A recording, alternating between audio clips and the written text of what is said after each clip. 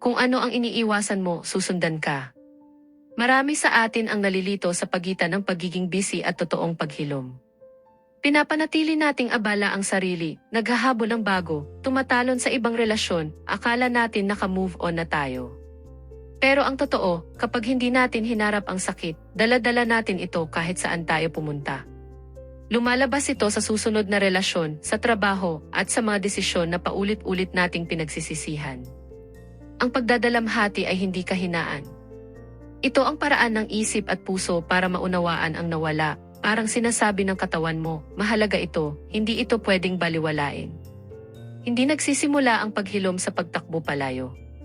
Nagsisimula ito sa sandaling huminto ka at hinayaan mong maramdaman ang matagal mo nang iniiwasan.